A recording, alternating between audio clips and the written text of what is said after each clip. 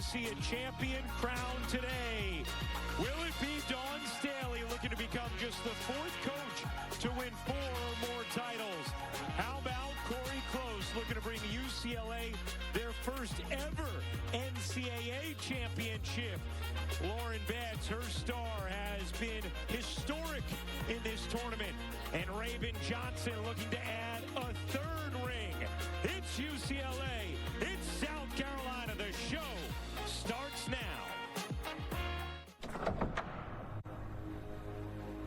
When the players enter and the light is cast, the focus is set to extreme. In the frenetic cameras and the anxious crowd, the clicks are calls to action. They weave, they work, play, feeling the glare of attention and the magnitude of the stakes. Memories weave. This is it. There is no second take. It's everything to watch incredible young women chase their dreams. Playing for a national championship has been a dream of mine since I was a little girl. They just have a different look. They're ready to meet the moment. Moments like this don't happen forever. This is why I came to South Carolina. Moments will enter the timeless space where memory and myth intertwine. So much passion. Incredible performance. That was masterful. Perceived from every angle, imprinted on every mind as they perform the role of a lifetime. These magic moments. I played for the national championship. Now they have the chance to rise and be immortalized.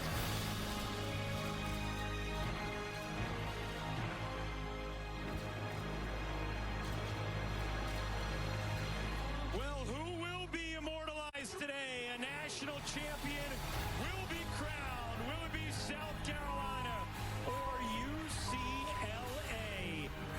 As we welcome you courtside. Hey, everybody, Ryan Rucco alongside the Hall of Famer Rebecca Lobo. So happy to be with you for the national championship game here on ABC. Rebecca, familiar territory for South Carolina, playing in the national championship game for a third straight year, and they are led by an All-American sophomore, Joyce Edwards. The 6'2" versatile big for South Carolina. Joyce Edwards has led this team all season long, just under 20 points per game. She can get into the paint, she can face from the perimeter, she can wreak havoc on the defensive end of the floor. Efficiency as well, shooting 58% on the season, leading the way, playing incredibly well here in the NCAA tournament. South Carolina, a dominant run. 5 consecutive 35-win seasons, second most all time. 5 title game appearances in the last 10 years and 3 national titles. Meanwhile, for UCLA, they are in their first title game in the NCAA era, and they are led by an All-American center, Lauren Betts. Lauren Betts, their senior, one of their many seniors, and the experienced leader. At 6'7", she has certainly owned the paint and played at another level here in the NCAA tournament. 22.5 points a game, 70% from the field, 3 block shots. She's owning the paint. She's facing up as well, leading the charge for the Bruins. And UCLA getting historic production from their seniors this season. 90% of their scoring, most of any Final Four team, and all of their points in the national semifinal accounted for by seniors. First time that has ever happened in the Final Four. Getting ready for action between UCLA and South Carolina. These teams did not meet in the regular season this year. They did meet last year in the fall, a UCLA win. The Bruins hoping to win a second national championship in the school's history. They also were champions back in 1978 when it was the AIAW. Time to keep the festivities going here. Let's send things over to public address announcer Jamie Coffey. At this time, we ask those willing and able to please rise to honor America and those who support our freedom at home and abroad. Today, the flag displayed along the court is held by Arizona State champions Raymond S. Kellis and Millennium High School girls basketball teams and Women in Sports and Events Arizona. And presenting our nation's colors, Aki Merle and Thahono A'atham women veterans. And now to perform the national anthem, Arizona State alum representing the Navajo Dene Nation, Kahara Hodges. Oh, say, can you see by the dawn's early light what so proudly we hailed at the twilight's last gleaming, whose broad stripes and bright stars through the perilous fight o'er the ramparts we watched, who were so gallantly streaming, and the rockets' red glare, the bombs bursting in air, gave proof through the night that our flag was still there. Oh, say does that star-spangled banner yet wave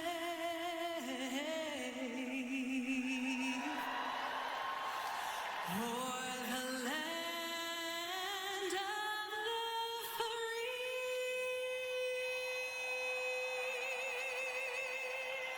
and the home of the brave. Thank you.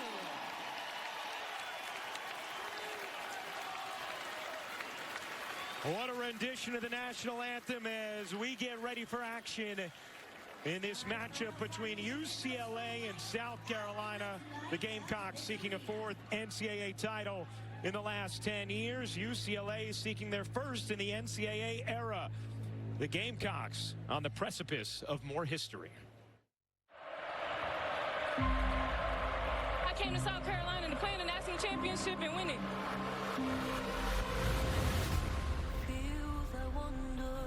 The Gamecocks will play for a national title. Players have made big shots in the right moments. Here comes the run. From a defensive standpoint, it was masterful. It's right before your eyes. Oh, what a time to be alive. Now they bring this has it's right before your eyes. Fearless, dominant.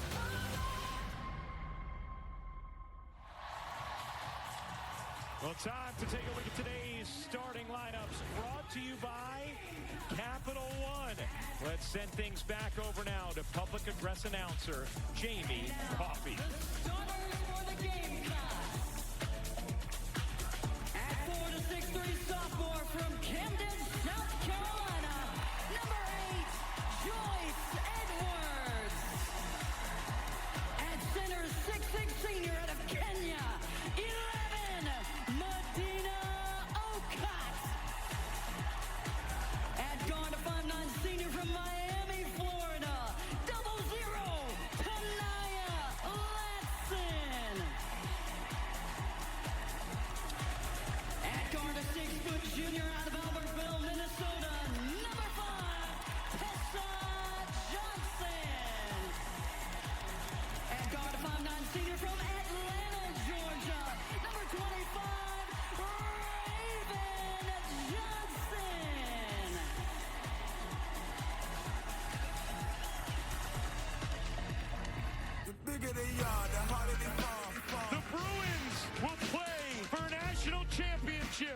first time.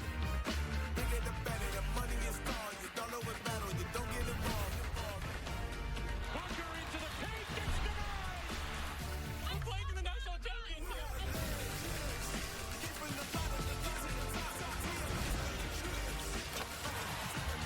Job's not finished. We're here to win. The bigger they are, the harder they fall. I never settle grace. I want Toughness, togetherness, and defense. the bigger they are, the harder they fall.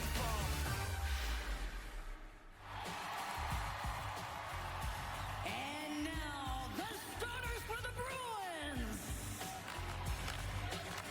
At center, a 6'7" senior out of Centennial, Colorado. Number 51, Lauren Betts. At 4 to 5'11" senior from Bethesda, Maryland. Number 1, Kiki Rice. At guard, a 5'10" grad student out of New Zealand. Number 5, Charlize Ledger-Walker. At guard, a 6-foot grad student from Duluth, Minnesota. Number 8, Gianna Neekins. At guard, a 6-foot senior out of Camarillo, California. Number 11, Gabriella Hawkins.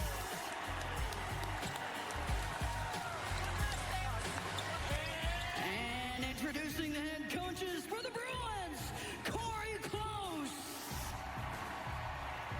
And for the Gamecocks, Dawn Staley.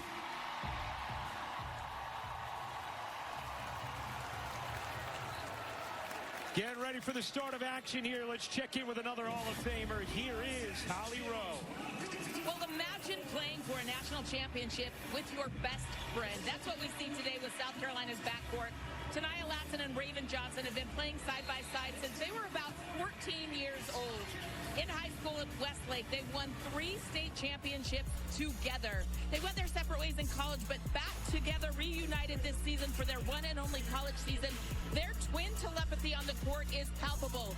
Raven can tell Tanaya where to be with a glance or a nod of her head. Likewise, Tanaya finds Raven in the most unique and creative ways because they feel each other on the court. When I asked about what's special with their relationship, they said, we've done a lot of winning together, and they are right. Their record on the floor, 118-5 when they play together. We'll see if they'll add another title to their best friendship today.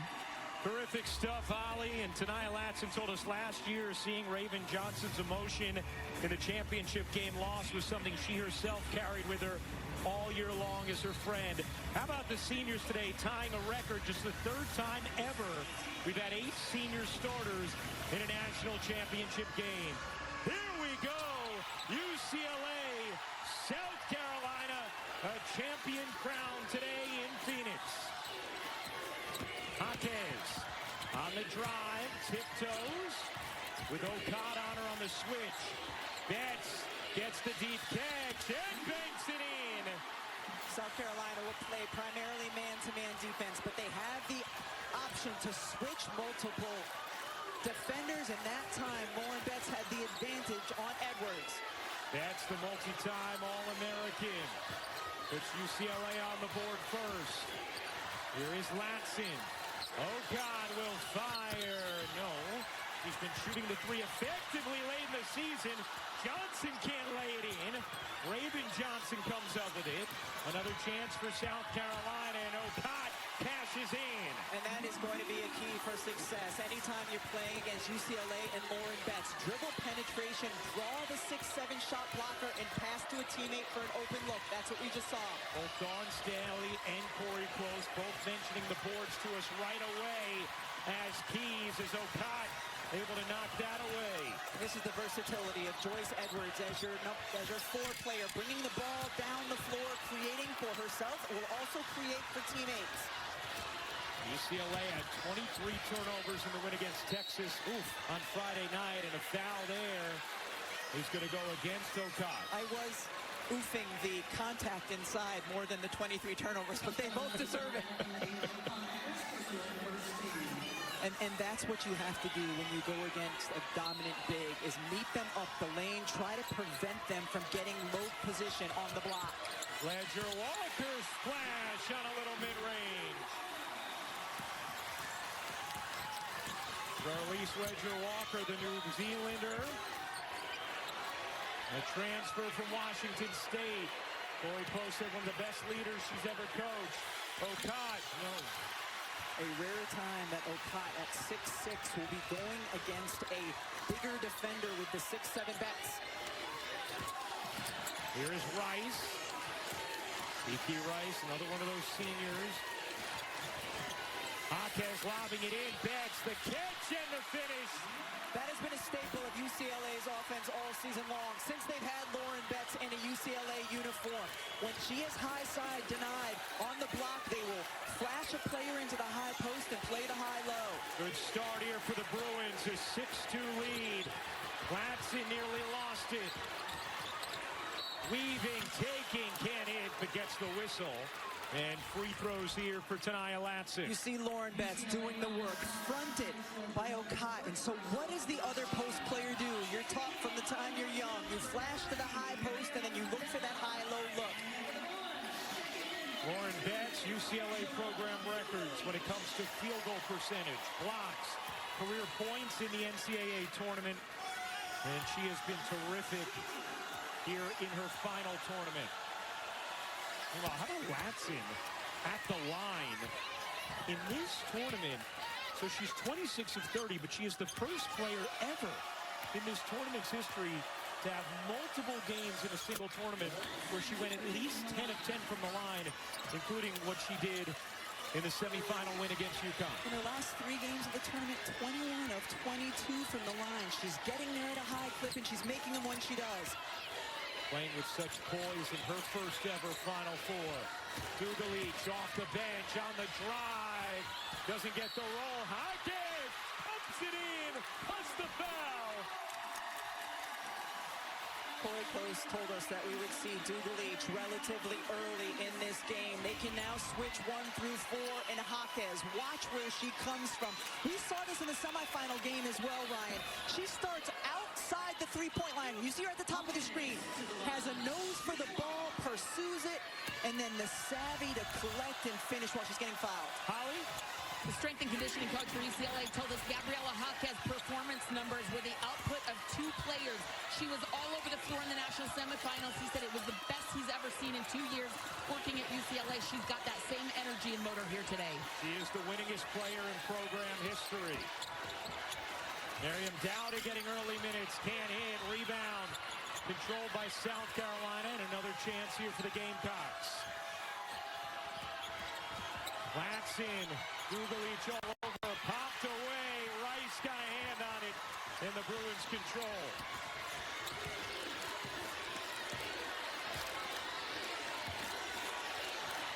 Here's Rice.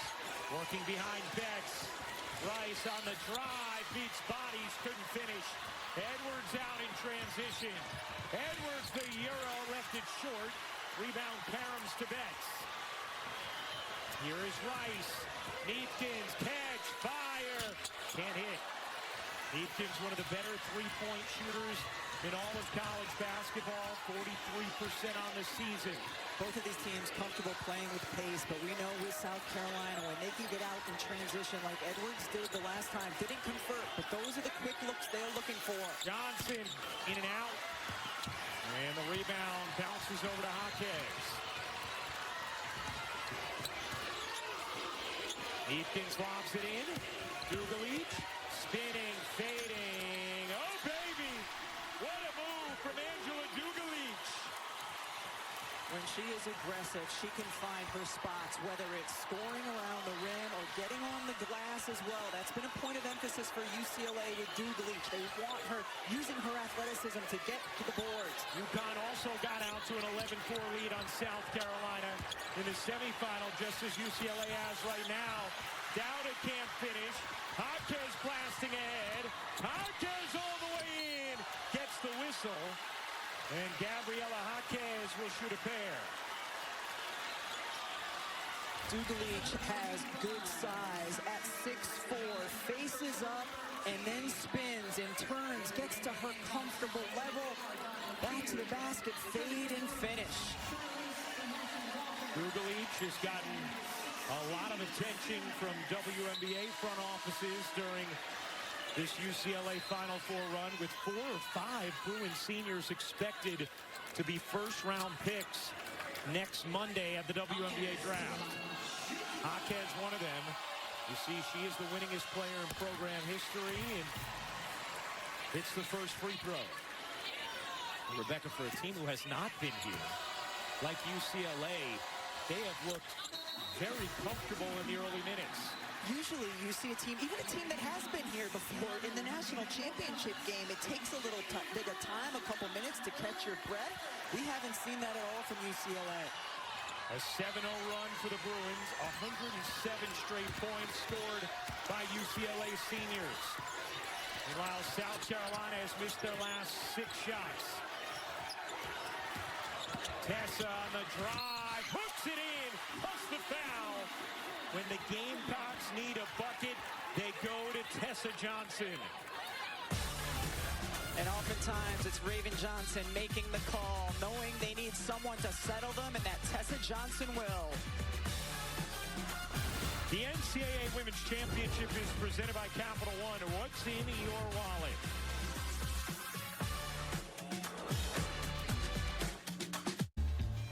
Well, UCLA has one national championship in their history back in 1978, the AIAW title, taking down Maryland 90-74. Our good friend, one of the kindest people you ever meet, Ann Myers, now Annie Myers-Drysdale, almost had a quadruple double. The first ever women's basketball national championship game on TV. Over 9,000 people in attendance, and Annie here today to catch the action. She, Denise Curry, Anita Ortega, some of the stars of that team, and they have maintained such a close relationship with Corey Close and this UCLA program. NCAA era started in 1982, and Corey Close has taken the Bruins to back-to-back Final Fours after they had not been in the NCAA era. Tessa Johnson completes the three-point play. And again, that's a theme we've seen all season. We saw against UConn the other night. When South Carolina needs a bucket, they go to Tessa.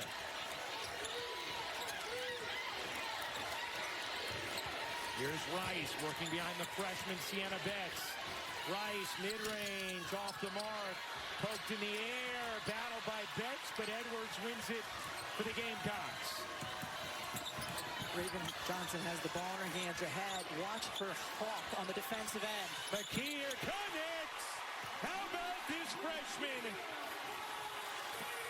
She has had 5 double-figure scoring games in the NCAA tournament after she had 3 all regular season.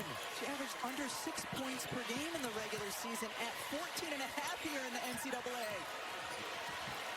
Ledger Walker left alone. Rims out. Rebound. Taken in by UCLA. And Bilic getting minutes here for the Bruins. Didn't play in the semis. Ledger Walker. She got it.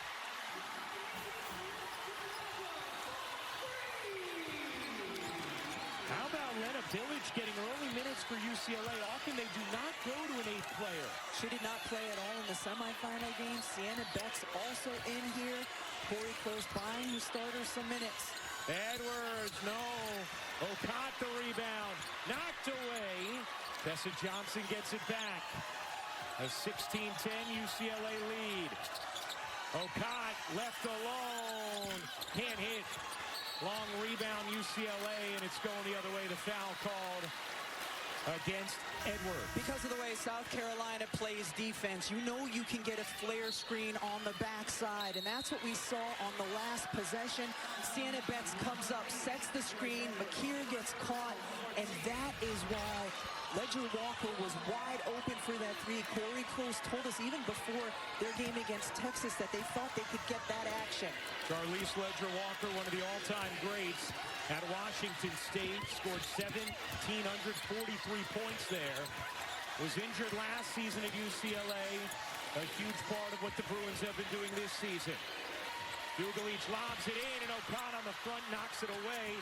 Jaquez had it poked from Johnson, and it last hits the Bruins. It'll be South Carolina ball. Hey, the Frozen Four begins Thursday on ESPN2 at 5 p.m. For more information on upcoming NCAA championships, go to ncaa.com. Entertaining start to this national championship game. UCLA 50% from the floor in the first quarter. After they and Texas really struggled to score on Friday night. McKeer gives it back. Okot? No.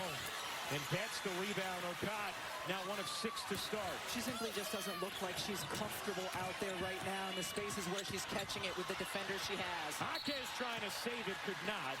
And UCLA turns it over.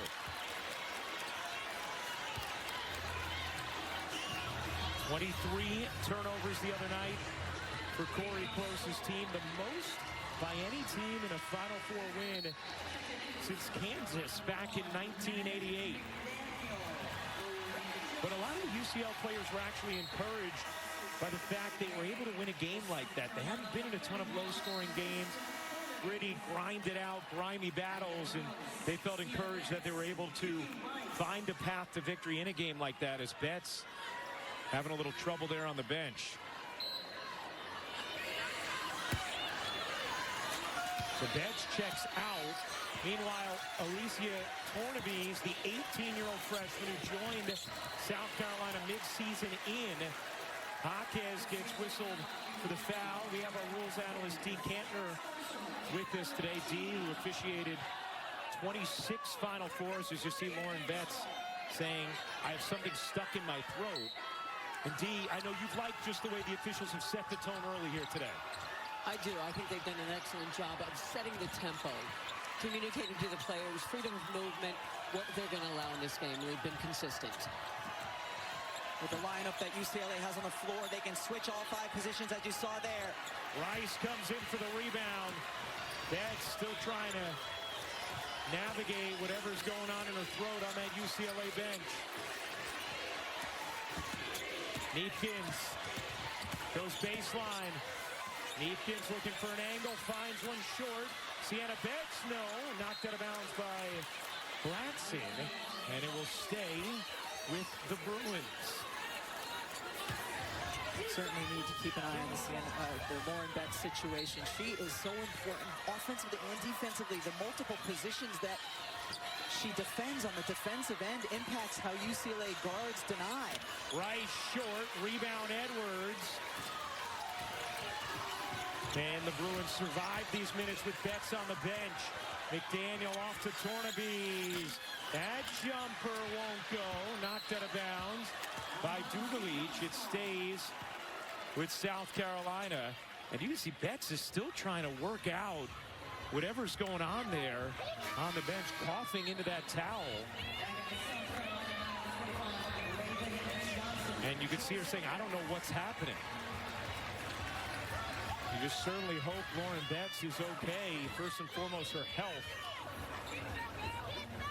And then that she can get back into this game and be the factor that the country knows her to be. Here's McKeer. What a play by Dugalich. Jaquez off the deflection. Neepkins, guarded by Latson, has size on her. Neepkins doesn't get the roll. And Latson the rebound. Under a minute to go in the first quarter. Maddie McDaniel scoots in. Can't bank it in. Rebound knocked out of bounds by Tornabes. It'll be UCLA ball. But I think it's good for South Carolina, whether it's Latson or McDaniel, to try to get downhill, get some dribble penetration, then you can dump it off to your post for a layup or perhaps kick out for a 3. UCLA started this game 4 of 5 from the floor. They're 2 of 11 since. Many of those 11 attempts with Lauren Betts back on the bench.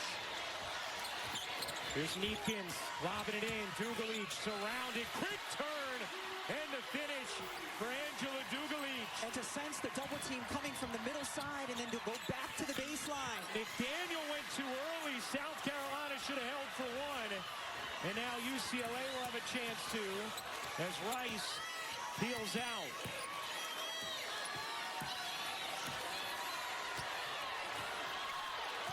Four seconds left. Rice at three. You bet! What a finish to the first for the Bruins!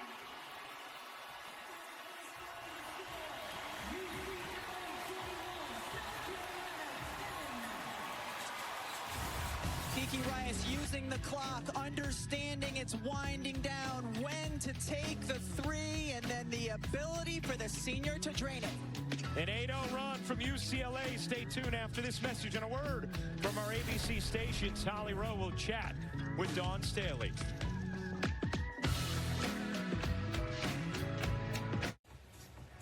UCLA ends the first quarter on an 8-0 run. They have an 11-point lead after one. Moments ago, Holly Rowe caught up with South Carolina head coach Dawn Staley. Coach Staley, UCLA's come out really efficient shooting right now. What does your defense have to change? Yeah, we got to disrupt a little bit. Okay, I think we got to play more disinspired. Okay, we got to dictate a little bit more. They're getting to their spots, and we got to do a better job at just trying to be a little bit more physical with them and not let them cut in front of us. So it's just really disciplined defense. You've gone to your bench early in that first quarter. What do you need energy-wise from your group? Just a little energy, a little bit of speed, a little bit of scoring. So we got to find the right combination that can settle us down and put some points on the scoreboard and get some stops. Thank you, Coach. Thanks, Holly. All right, well, thank you very much, Holly. Of course, on Friday night at the end of South Carolina's win, a heated exchange between Gino Auriemma and Dawn Staley, which Dawn Staley addressed yesterday.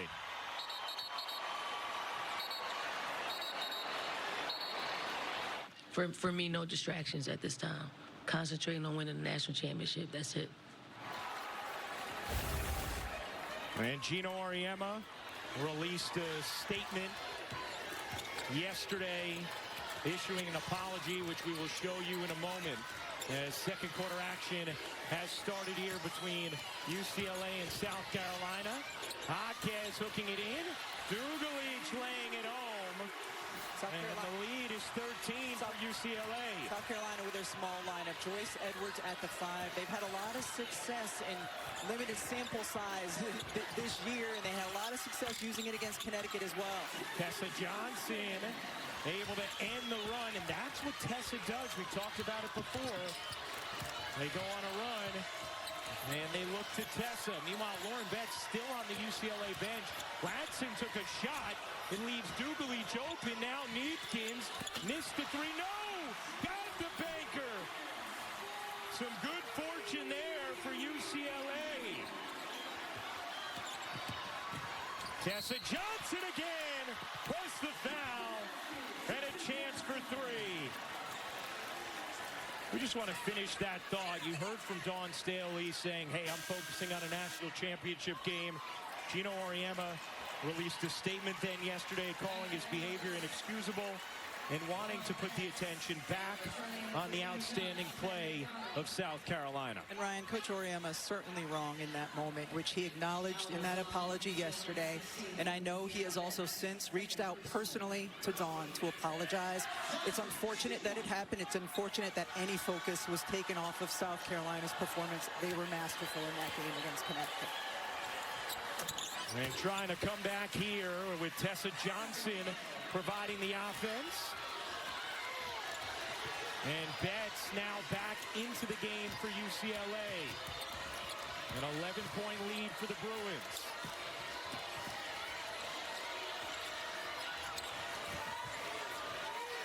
Jaquez turns and lays on a great feed from Dugalich.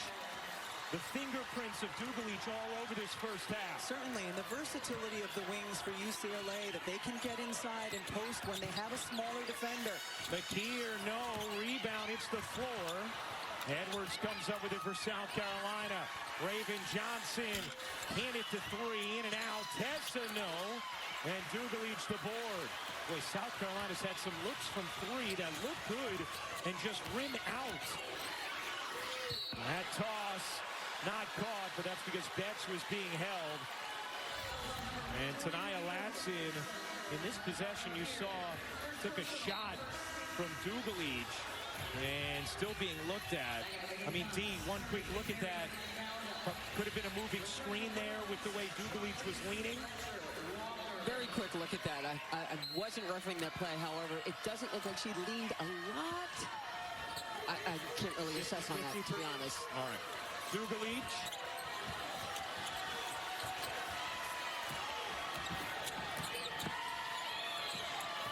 Off to Neefkins. 7 to shoot. Neefkins drops it in. How about this? With Betts on the floor today, South Carolina 1 of 13 from the floor. UCLA now 7 of 11. The Bruins doubling up the Gamecocks. It's 30 to 15. Edwards spins, dishes, McDaniel can't hit. Betts another rebound. South Carolina forced to go back with a bigger lineup because of the way UCLA was able to get inside. Betts jumper. No. Jaquez doing it all. Keeps it alive. Ledger Walker no. And Dowda comes down with it for South Carolina.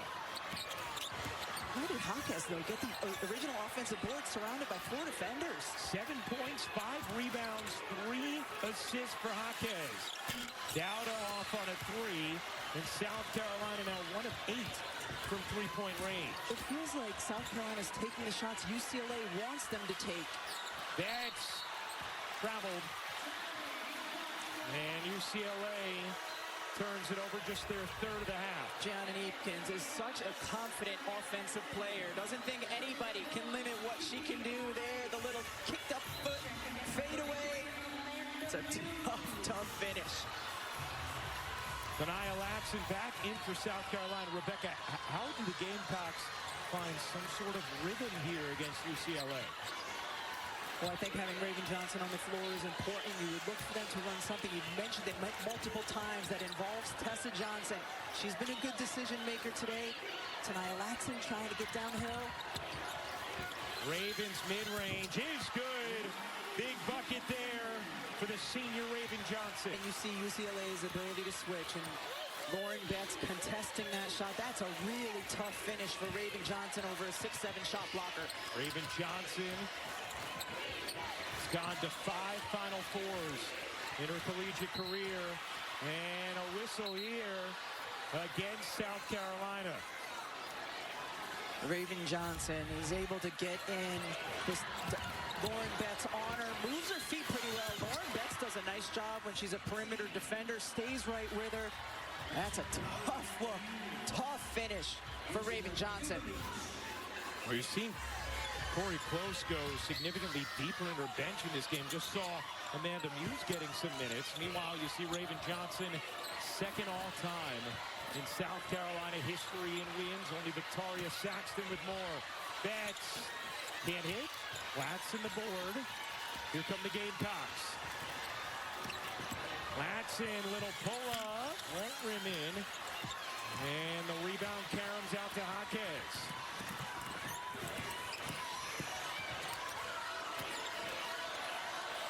Rice looking back at Corey Close.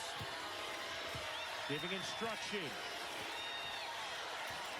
Rice into the paint, the kick, Ledger Walker. Short, Rice the O-board. And another chance for UCLA. Keep in mind, UCLA all season long, outstanding offensive rebounding team. When they miss a shot, 40% of the time, they go and get the offensive board. Betts left alone. Connects!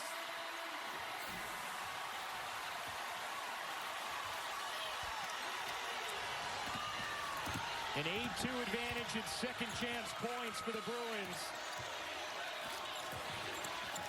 Jaquez, little bump on the drive. Betts and Jaquez were there as Latson was fouled. Timeout on the floor. Lauren Betts catches the basketball wide open at the high post. doesn't know whether or not to shoot. Her teammate, Dugalich, points. Shoot the ball, you're open. Her teammate does, gives her the point afterwards as well. Tuck it with your finger.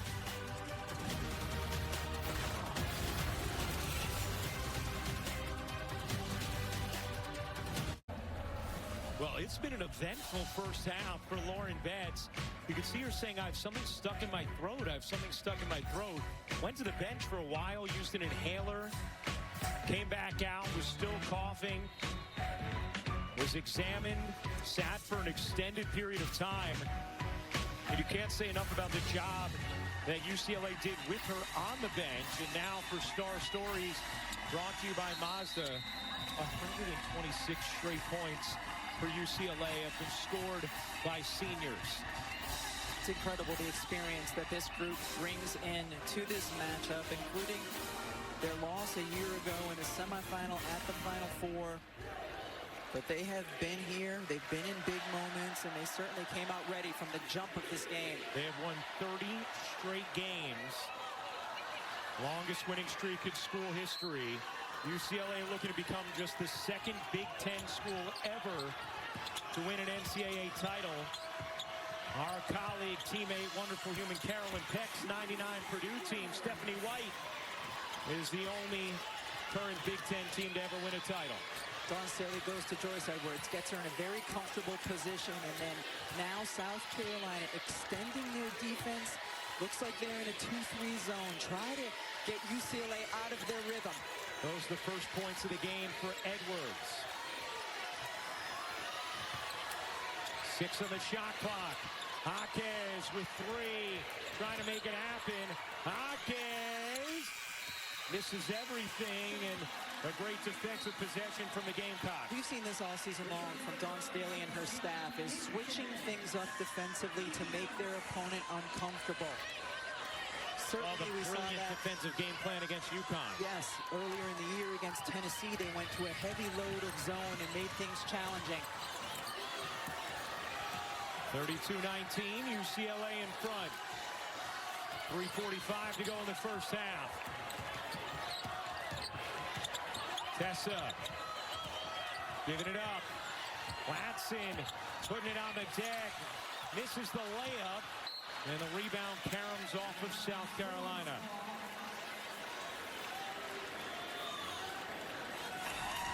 Courtside at the Women's Final Four presented by AT&T. Jess Sims, Katie Feeney, Alona Marr, and Chelsea Gray sitting courtside today on ESPN as the possession arrow belongs to UCLA. Great pressure there from the Gamecocks. That's what we're seeing. That's different from South Carolina. They're extending their pressure. We saw UCLA have all kinds of problems against Texas when they extended their pressure as well. Now, South Carolina's pressure is different. They're not full denying the inbounds, but see if UCLA is able to handle it better than they did against Texas. That's going to be a 10-second violation. They only had 4 to get it over after where the initial held ball happened. And that's going to be a Bruins turnover, just their 5th of the half. But that's what you're trying to do defensively, right? Just find something to shift momentum, find something to get your opponent off balance. That has certainly been the case the last couple of possessions for UCLA on the offensive end.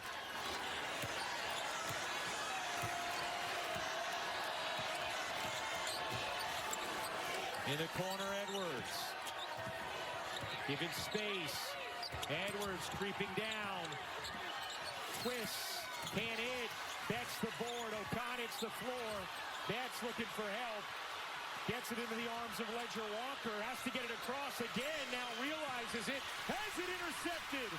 Latson with Johnson. And Latson lays it in. Plus the foul.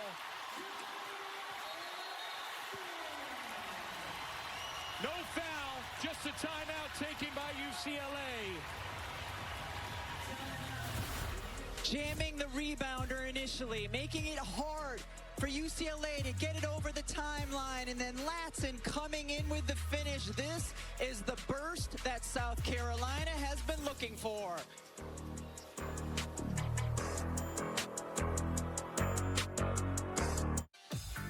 This is a familiar place for South Carolina, the national championship game, their first trip.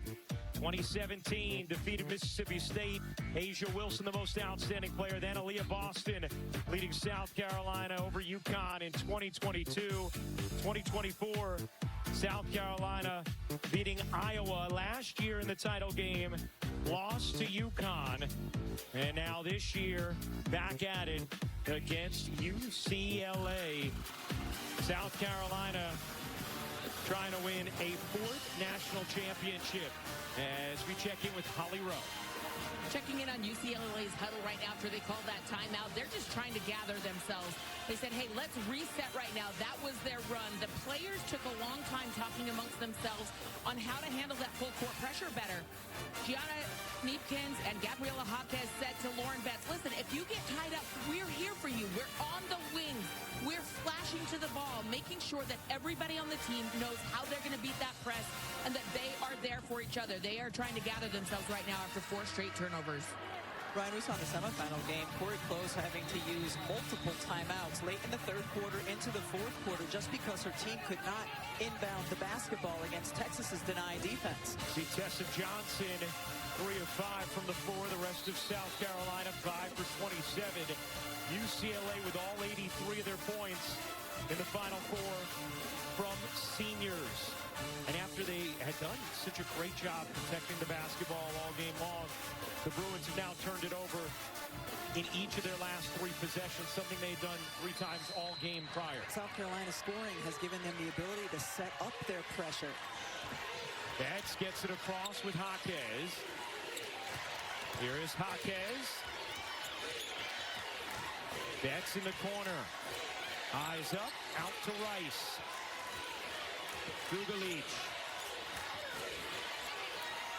8 to shoot. Neepkins with 7. Rice directing traffic with 4. Down to 2. Dugalich gonna have to hoist. Does. Got it on the rim. Nothing more as Edwards comes up with a rebound. And for the first time in this national championship game, it feels like South Carolina has some momentum. And it has completely started with their shift on the defensive end to the zone and then picking up pressure.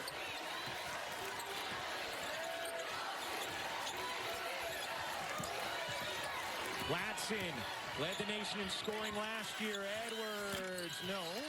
Rebound Rice looking to push for UCLA. Rice weaving, dishing. Jaquez can't hit. Betts the O-board. They redirect it. Rice will drive and lay it in. UCLA got the defense shifting, made one more pass, and then Kiki Rice was able to attack the lane that was there. Kiki Rice having a very poised championship game thus far as UCLA picks up the foul. Coming up, it's the Dove Clinical Plus Care halftime report. There are ladies, Christine Williamson, Andrea Carter, Shanae Agumake. Done a terrific job all season long and been so fun hanging with them throughout this tournament. Neepkins picks up her first personal. Okot trying to go in on Betts, had it knocked away. Edwards redirects. Raven Johnson, 5 to shoot. Okot given space, can't hit. Dugalich the rebound. Okot has struggled from the floor, 1 of 7. That's because UCLA is making her take shots from uncomfortable positions. Neepkins fades and drops it in. 7 points for the Utah transfer, Gianna Neepkins. Tessa connects. Executed the 2-for-1 as well. Heavy dose of that. Tessa Johnson put her in ball screen. She's really good coming off and hitting the mid-range. About a 4-second difference game in shot clock.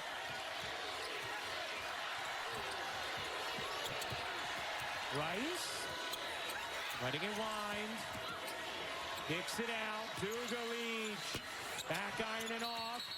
And a foul on Dugalich. That'll be her second. UCLA wants Dugalich to be aggressive, but also smart. They want her attacking the offensive glass, but 10 seconds left. This is not a foul that you would want her to get. Dugalich will check out for this final defensive possession rather than risk a third foul. Raven Johnson eyes the clock. 5 seconds left in the first half. Johnson on the drive, 2 seconds. Johnson doesn't get it off. That'll do it for the first half. UCLA, a 36-23 lead at halftime as Raven Johnson, Medina Okot talk it over. Well, Lauren Betts, an eventful first half for her. She's with Holly Rowe.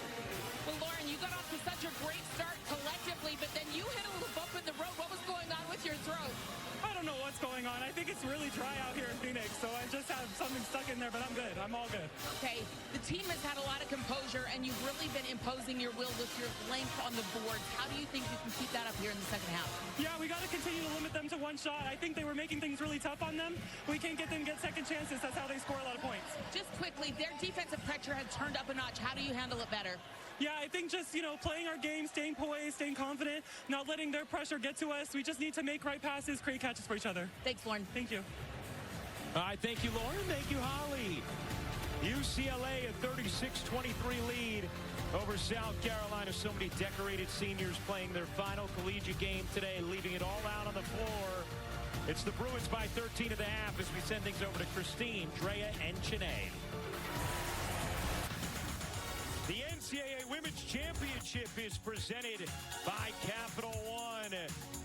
20 minutes to the finish line for UCLA and South Carolina. The Bruins, a 13-point lead on the Gamecocks. Taking a look at our Final Four bracket.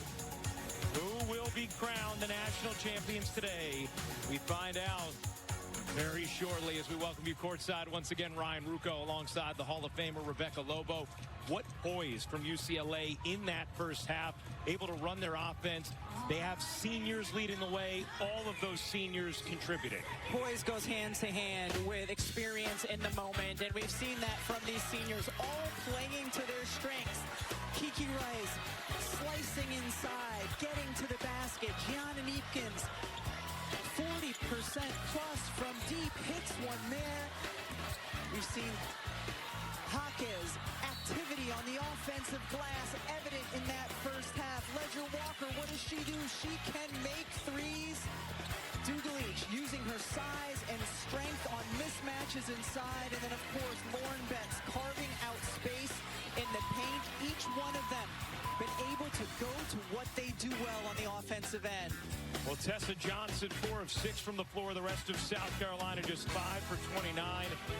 Each UCLA senior with at least 5 points. And you see how much South Carolina struggled with Betts on the floor. Meanwhile, South Carolina that half, their lowest field goal percentage in a half since 2022. Shot just 26%. How do they respond? Seeking a third title in 5 years, a fourth in the last 10. Edwards guarded by Jaquez. Raven Johnson can't hit. Okot the offensive rebound and the putback. That is her look. That is huge for her, and it looked like South Carolina was running a set diagonal upstream for her to get the ball on the block. She didn't, but then got the O board, put it in. Always helpful to see one go. Here's Jaquez, lobbing it in. Betts the deep catch and the easy lay. Jaquez made that pass look easy. That is a tough over-the-top pass to execute. Neepkins will fire. No. And Raven Johnson the rebound. Neepkins not shy from 3. That's going to be an offensive foul. Okot called for the moving screen. That'll be her second personal. High-low action, and especially when you're getting it over the arms of a 6'6" defender here. Just beautifully lofted over the top where Lauren Betts can catch it and then finish. And Jaquez in this game, 7 points, 7 rebounds, 4 assists. done a little bit of everything. Ledger Walker breaks the timeline against the pressure. And a whistle here against South Carolina. Head coverage of the NCAA Men's Basketball Championship game begins tomorrow night on TBS. For more information, go to ncaa.com. It'll be UConn against Michigan. Number 3 on Okot. She'll check out. And now South Carolina goes a little smaller. Joyce Edwards to the 5 in this lineup. Yeah, we saw that a little bit in the first half as well. UCLA try to get Lauren Betts a touch inside. Neefkins kicks. Ledger Walker can hit. Rebound Jaquez inside. How about Gabriela Jaquez? They call her all gas Gabs, and you see why. She runs the floor. She gets to the glass. So much hustle to her game. Deflected by Betts. And then Betts takes it away from Edwards. Here's Rice with South Carolina back. She'll peel out. Ledger Walker has the seam, missed the lay. Jaquez again a factor. Raven Johnson taken away by Rice. South Carolina a little sloppy with the basketball in this third. Ledger Walker, cut it! And right now, this is the difference in both teams on the offensive end. UCLA doing what they're comfortable doing. And their fans have traveled well here to Phoenix. Edwards, no. Jaquez gets clobbered by Johnson. Kiki Ray is able to get out in the lane, reads the eyes, turns. Wow, that's a tough steal. Great look at it. She's smiling, feeling good. Ledger Walker goes to the right corner, hits the shot. The previous possession, Ledger Walker went inside, and that's not really her comfort zone. You know, adjusted her shot midair. Open 3 from the corner, that is comfortable for her. Her second 3 of the game. Here's Rice against the pressure of Latson. Every single one of UCLA's seniors playing so well in this national championship game. Rice. Dugalich dumps it in. Kick it out. Jaquez. Back ironing off. Betts the rebound. Another chance for UCLA. Dugalich can't bank it in, but gets the whistle. And Angela Dugalich will shoot 12 offensive rebounds now for UCLA. Yeah, they continue to be dominant on the glass. They're plus 13 for the game, but this is what they do, and it's not just Lauren Betts with her size. You've seen how Jaquez has just been all over the glass. How about Gabriela Jaquez? 9 rebounds in this game. Her brother Jaime, fresh off a plane into Phoenix after scoring 32 points for the Miami Heat last night. Here to support baby sis as Dugalich misses the second. And McKeer is fouled. Jaime got up. Yeah, her parents are hanging out here. Jaime might have to go right back to the Heat. He was here in the first half. He caught all he could. You see Angela and Jaime Sr. catching the action. Now that foul on Dugalich is her third. That is a consequential foul for UCLA, as Dugalich, as Corey Close calls her, is a matchup nightmare. And on the defensive end as well, she allows them to switch 1 through 4. They don't do that with a smaller lineup. McDaniel gets fouled by Rice, and Maddie McDaniel is going to shoot 2. By the way, Jaime visited the All-Cast earlier in the game. Give the guy a break. Maybe he's got some popcorn. You're right. I shouldn't presume to know why he is or is not in his seat. He's on better seats. You know, one thing, just want to take the opportunity to say, what an incredible host city Phoenix has been for this Final Four. The energy, the signage, the atmosphere, the hospitality, all top-notch, and no surprise from a city that has embraced women's hoops long ago. One of the original franchises in the WNBA was the Phoenix Mercury. They've had consistent success. Now here you see South Carolina again. Extending the pressure, this time UCLA breaking it with a little more fluidity.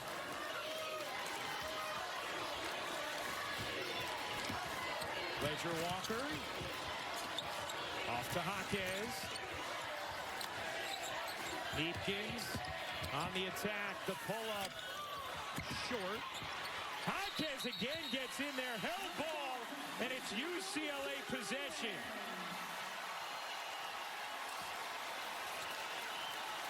She's just constant hustle all the time. You see it here once again. Comes in, a knack for the basketball, gets the tie up. Neepkins, no. Guess who? Jaquez keeps it alive. UCLA dominating the glass. They are a +14. That was Dawn Staley's #1 key to us. That's the catch and the finish. And that's where UCLA will continue to look against this small lineup. Joyce Edwards doing what she can, trying to fight around and get in front. But it's tough when you have a high-low pass and there's no help side defense. Largest deficit South Carolina's faced this season. As Betts comes up with a rejection. Jaquez the lay.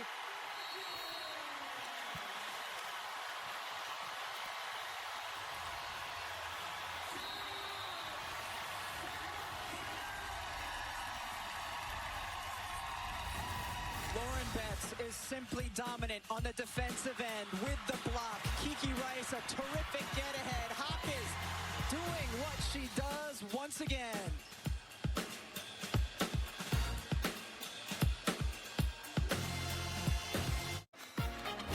The NCAA Women's Championship presented by Capital One on ABC is brought to you by Nissan.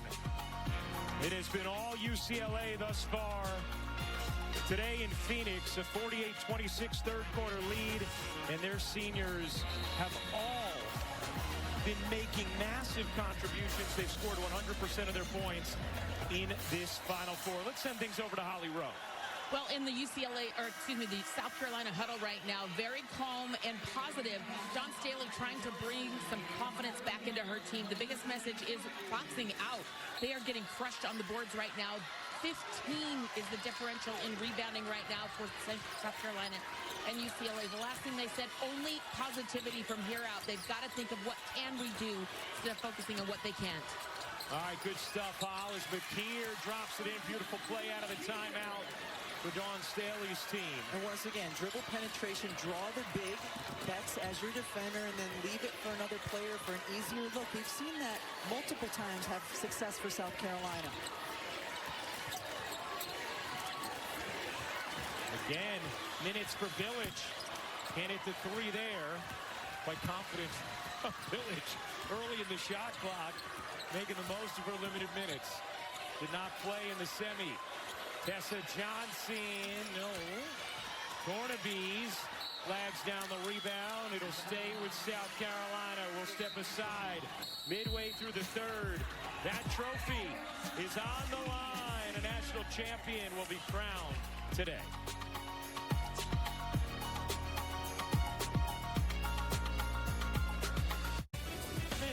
Our slam dunk matchup brought to you by Wendy's.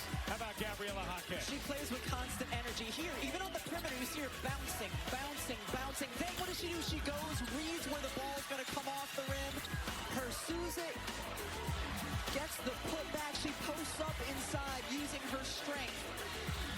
She gets to the offensive glass. She feeds the big. She runs out in transition. She helps get tie-ups here. You just see her. The second UCLA gains possession, head down, sprinting the other way. She's just never resting. And her brother is back. Yeah, there's Jaime after 32 points last night in the Heat win. He's resting. He is.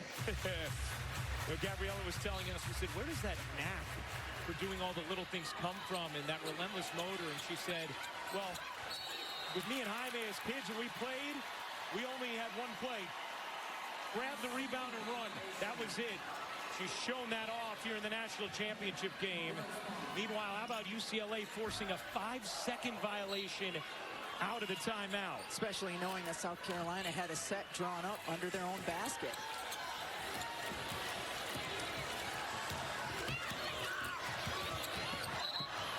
Ledger Walker stepped out of bounds. And UCLA gives it back. You saw that number before with Betts. 21 points, scored or assisted on, and that's the thing, Jaquez rather, that's the thing, she impacts winning in just so many different ways. Today it's the 11 points, 9 rebounds, and 5 assists. Tessa Johnson in a crowd, elevates. Wow.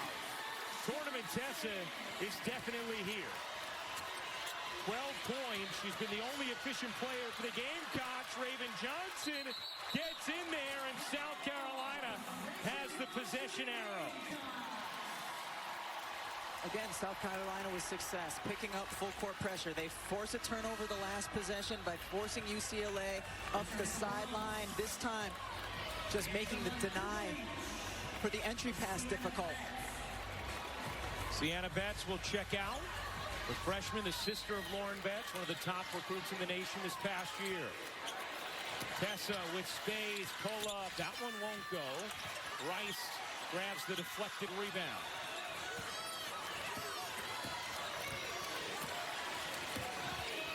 .405 to go in the third. UCLA an 18-point lead in the national championship game. Rice gives it up. See Lauren Betts now wearing number 26 after getting blood on her 51 jersey. Rice, pull up. Maybe got hit from behind the ball. South Carolina comes up with it. Edwards just 2 points today. Tornabees, no.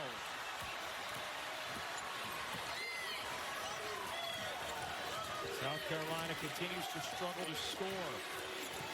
Under 27% from the floor against this outstanding UCLA defense. Betts kicking out. Jaquez, you bet! You know when Lauren Betts gets a touch, she's going to demand extra attention. That time, the great weak side out pass by Betts. It is a 21-point UCLA lead, and that's going to be number 4 on Dugalich. Lauren Betts has the ball and the wherewithal to look to the weak side. You know the defense is going to be overloaded. That's the pass to the player that might be open, and Jaquez drills it. Jaquez, a career-high 39% from 3 this season. She has 14 points, 9 rebounds, 5 assists in the national championship game. Raven Johnson stuck underneath the hoop. Curls it out. Tessa. Back to Raven. Her 3 won't go. Tornabees had it stripped by Ledger Walker. And then Tornabees fouls Rice. Hey, tonight on ESPN and the ESPN app, it's the Rangers and the Caps on our Disney channels. Another virtual real-time version of the game featuring the inside-out characters. Coverage begins at 7 Eastern. UCLA has been known over the last couple of seasons for the rhythm of their offense, the way they move the basketball, the dominance of their scoring. But we have seen their defense on full display thus far in this Final Four, first against Texas and now against South Carolina, as we check in with Holly. Well, Kiki Rice had shoulder surgery in the offseason last year, and for 6 months couldn't really touch a basketball. So she watched film and got better at defense. That's why they've turned their defense around, Ryan. No doubt, Ollie. Kiki worked on all the things she could. Meanwhile, Joyce Edwards down. And a little skirmish underneath the hoop between UCLA and South Carolina as Edwards comes back to her feet. Here in the scrum as Joyce Edwards is trying to go for the basketball. Immediately when she comes up is holding her shoulder. Speaking of shoulders, like Holly was just talking about with Kiki Rice.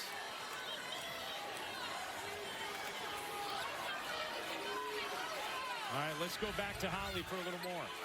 That shoulder has been an issue for Joyce Edwards this year. She frequently wears a strap or a brace underneath her uniform. She does wear it at practice, so that is a previous injury that could have been just exacerbated. All right, Holly, thank you very much.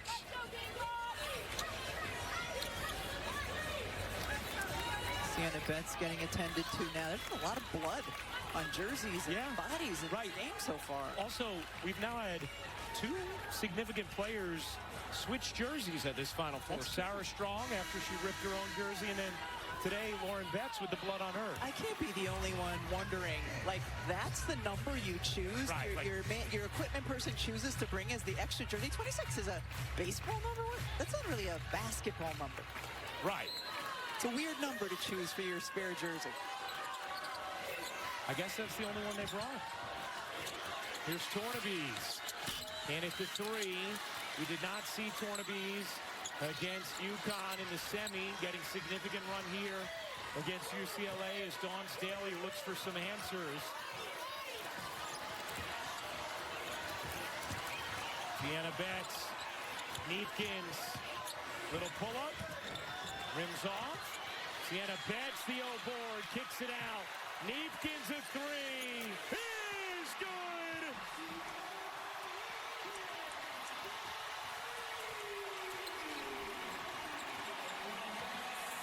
It is raining baby blue in Phoenix.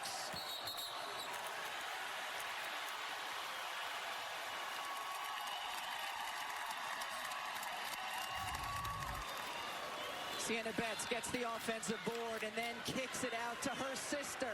Lauren knows I've got a 3-point shooter to my right, passes it there. Neefkins drains it. Wow, the way UCLA has been firing on all cylinders offensively and clamped it down defensively has been so incredibly impressive. A dominant performance thus far as McKeer fouls Rice. UCLA in the bonus, and Rice will go to the line. And we know South Carolina fans travel everywhere. They get great crowds no matter where they play in the country. We felt that here in Phoenix. It has been remarkable, even pregame, to hear the UCLA fans in this building and the following the Bruins have here for the national championship game as this program tries to turn back the clock to 1978. How?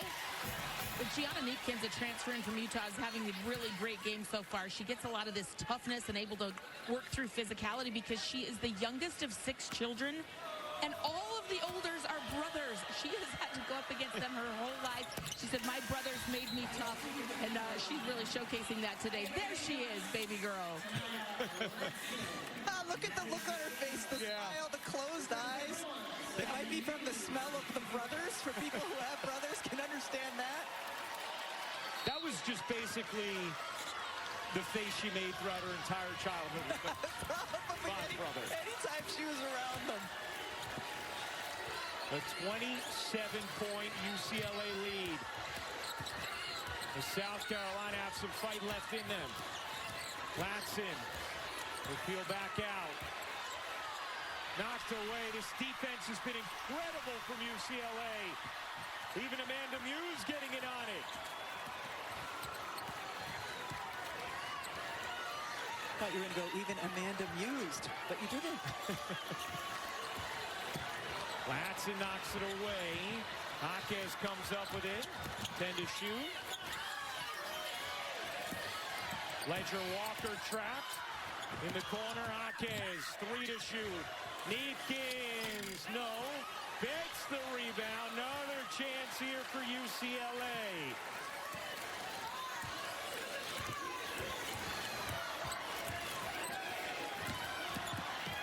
Ledger Walker lays it in.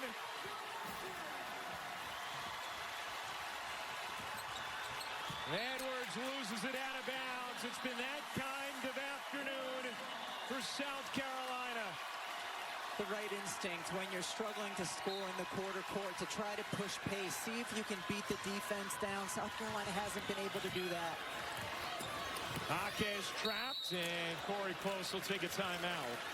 With 29 seconds to go in this third, and UCLA a 59-30 lead on South Carolina. Hey, the 30th annual WNBA draft, Monday, April 13th on ESPN and the ESPN app. Dallas Wings had the first pick, followed by the Lynx, Storm, Mystics, and Sky. The expansion, Toronto Tempo and Portland Fire of the 6th and 7th picks. Our coverage begins with WNBA Countdown at 6:30 Eastern. We mentioned it before, UCLA expected to have 4 or 5 first-rounders. South Carolina will have Raven Johnson, Tanaya Latson, Medina Okot all being drafted that night as well. And look, Lauren Beck's jersey's back. I got that blood out. She's no longer number 26. And Rebecca, this has been such a dominant performance from UCLA today. And again, you kind of expect what they've done on the offensive end, or you're not surprised by it, I should say, because of how potent they've been on that end of the floor this year. I mean, South Carolina is a team 4th in the country in field goal percentage on the season, 51%, 3rd in scoring. What UCLA has done in a dominant fashion on the defensive end has been what's been most impressive to me. Well, they held Madison Booker to 6 points on 3 of 23 shooting. They have held Joyce Edwards to 2 points on 1 of 8 shooting thus far in the national championship game. Second foul on Tornabees. Lauren Betts at the line. Let's check in with Hal. Well, since the 26 was bothering you, Rebecca, there is a 51 jersey. She actually had this spare 51 jersey, but it was back in the locker room. It did take just a minute to go back and get it. The 26 was just a temporary blurb, and we have righted the ship here. I hope that makes you more comfortable. I love that they have second jerseys for their players. Just, if you have the random extra jersey, I'm just curious about the 26. I guess because nobody else has it. I'm sure we can get to the bottom of that post game.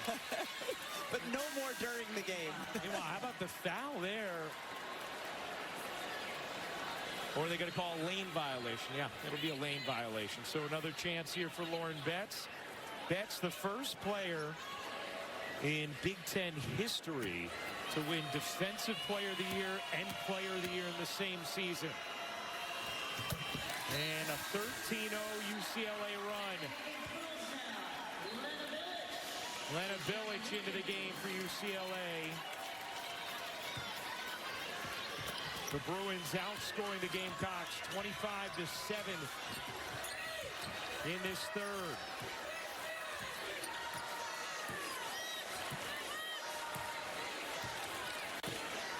We'll chat with UCLA head coach Corey Close at the start of the fourth. Latson on the drive, gets denied by Betts. Edwards fouled. Free throws here for Joyce Edwards. UCLA foul number 9, Lena Village, first personal.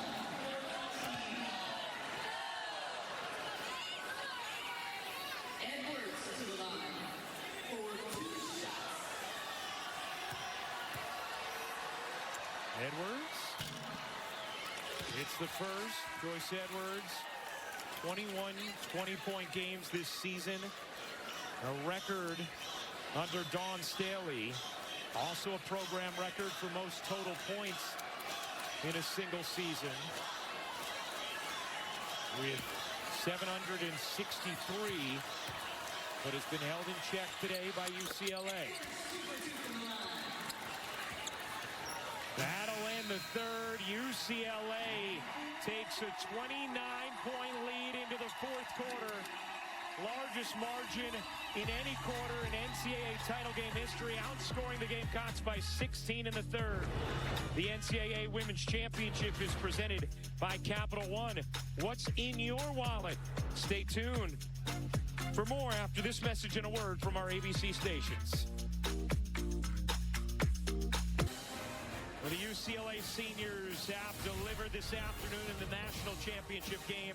A 29-point lead as we get ready to start the fourth quarter. Moments ago, Holly Rowe caught up with Bruins head coach Corey Close. Coach, your team's attention to the game plan and to detail has really shown up here, particularly on defense. How have you held a very good South Carolina team so low scoring? Well, they've done it. It's attention to personnel and attention to detail, just like you said, and then forcing just one hard shot.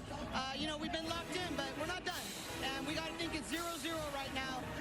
They are so explosive and so quick that I'm just going to forget those 3 quarters happened. Tell me what is important to reiterate to your team right now to close this out. Really, it's all about getting organized and doing things together, especially in regard to press offense. We need to learn a valuable lesson to what we happened against Texas and be different today. Thank you, Coach. You bet. Thank you, Holly. Let's check out the players' scouting report brought to you by Indeed. How about this from Gabriela Jaquez? Go back to her grade school days, goal setting. How about go to UCLA, play in college? Of course, be nicer to my brother was a good one as well. But Gabriela Jaquez not only has gone to UCLA, she's 1 quarter away from delivering their first championship in the NCAA era. As we check in with Holly Rowe. Well, get a scholarship was hard for Gabriela. She grew up in L.A., but in her senior year of high school wasn't getting any offers, wasn't getting any looks, so she joined an AAU team in Oakland. She would have to get on a flight 2 times a month to go play with this team that had other great players get scholarships like Cameron Brink, Sabrina Ionesco, Haley Jones. That got her some exposure, and she got seen by UCLA. And not only did she play here in basketball as a scholarship athlete, she also was at the Women's College World Series as a softball player 2 years ago. Pretty incredible how. Here is Jaquez. Start of this 4th. Dawn Staley deploying a double big lineup here with Tornabese and Okot.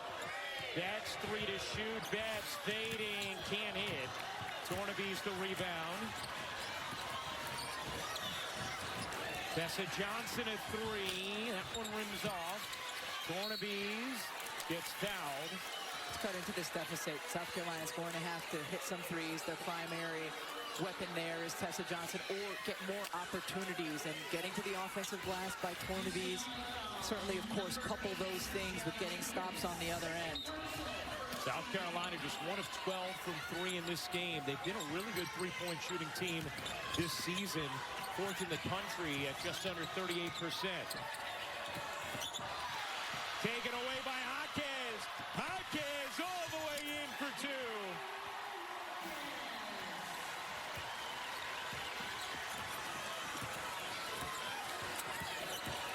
$16 points, 9 rebounds, 5 assists, and that steal for Jaquez.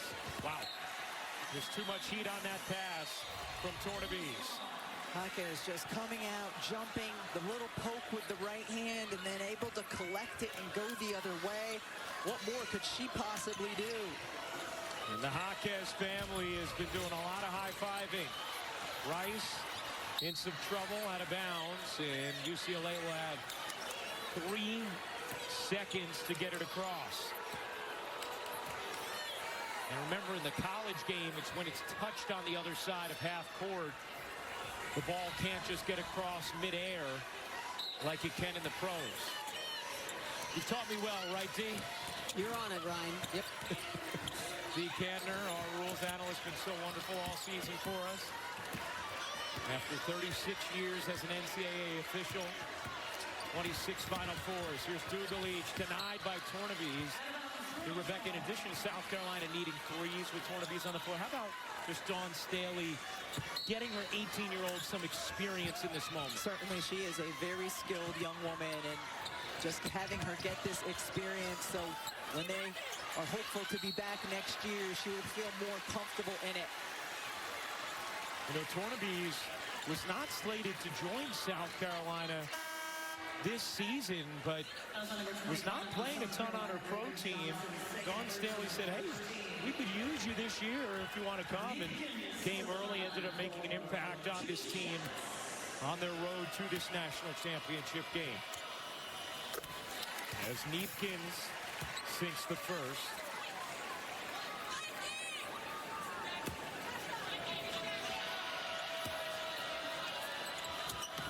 Neepkins hits both.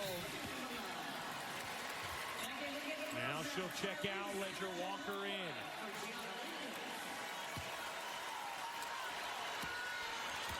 Corey Close in her 15th season at the helm of UCLA, and a little more than 8 minutes away from a title. Okot, oh yes, and the foul. Adina Okot with a chance for three.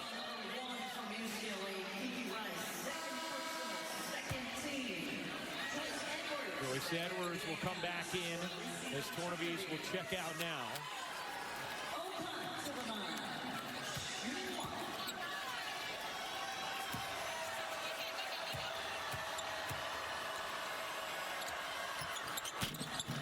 Okot misses the free throw. South Carolina 7 of 9 from the line. UCLA 11 of 13.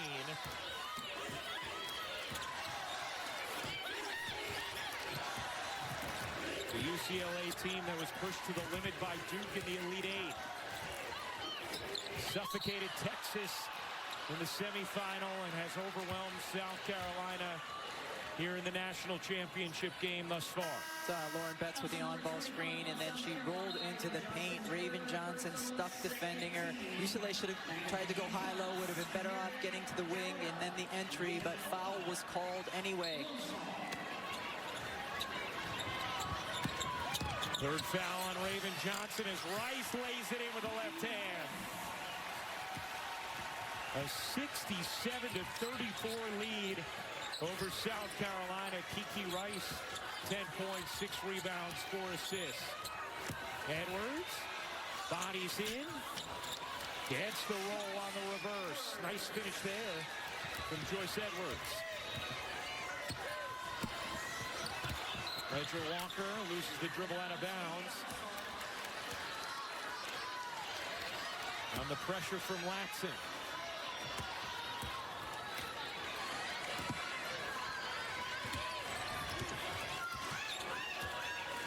Raven Johnson in it to three. Tessa the rebound.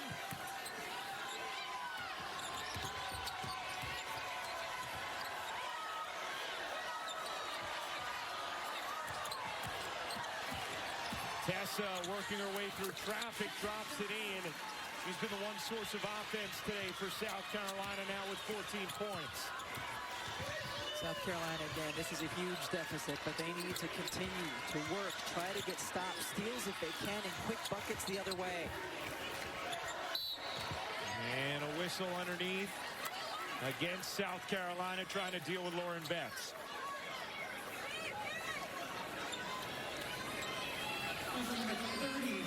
Well, UCLA held a Texas team 40 points below their average in the semis. And you see what they've done to South Carolina today, who averages 87.5 points. Combined, those teams have shot a paltry 29% against the Bruins. Latson loses it out of bounds. Let's check in with Holly Rowe. Well, Ryan, you might remember that on this same stage last year, that happened to UCLA. They lost a 34-point game in the national semifinal to UConn. I'm going to lay out because this is important. Gabriella getting a standing O. Good feel, Hal, no doubt. Jaquez getting the ovation she deserves. And we will step aside. We'll get Holly to finish that story. Don't worry, when we come back, 6:31 to go in the fourth. UCLA with the big lead.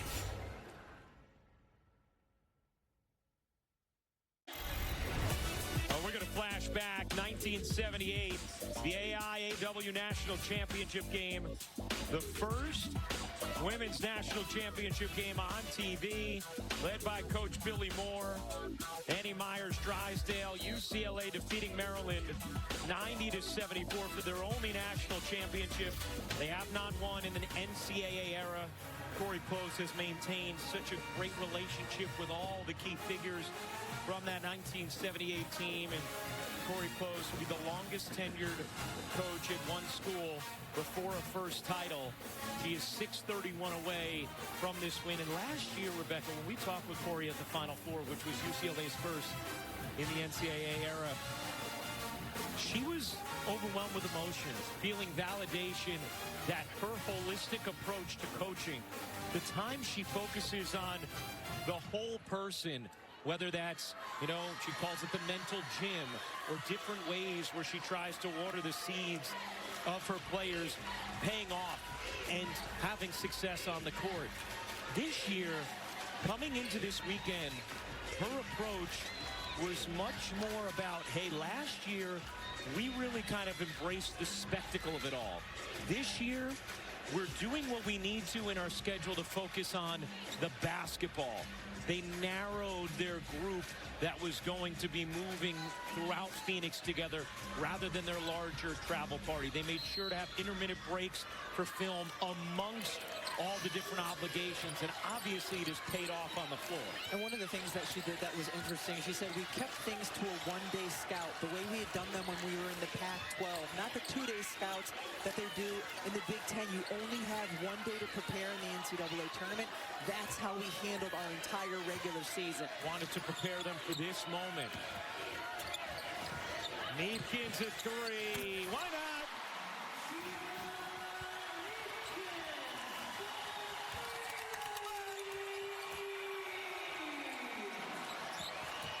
Here's Tessa Johnson, partially blocked by Betts. Edwards lays it in. You know, just put a ball in the story Holly was telling before. After that national champion, or that semifinal loss last year to UConn, Gabriela Jaquez gathered her team, and she said, we all need to look in the mirror and decide what kind of team we want to be. And Jaquez also told us that included Corey Close, and realizing there were certain moments where she was going to have to be a little tougher on them in order to get the most out of them when it came to the details, which Corey would say, I hate coming in hot in film, but I know it's what you need right now. And that clearly has paid off. And Jaquez will check back in, so too will Village. We send things back over to Holly. Well, talking about Corey Close's coaching philosophy, she got that at the knee of John Wooden when she was an assistant coach there at UCLA. Early on in her career, she went over to Coach Wooden's house with Steve Lavin, and she had the same name as his great granddaughter. And he said, "Man, you're somebody great. I want you to see you more." So every Tuesday for over a decade, she would go and see him every single Tuesday before he died. And she said, he really taught me that foundation of what I needed as a young person, how to pour into my players, and that holistic approach that you're speaking of, Ryan. Pretty amazing.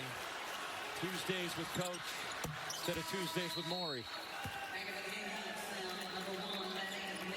And Raven Johnson will check out for South Carolina.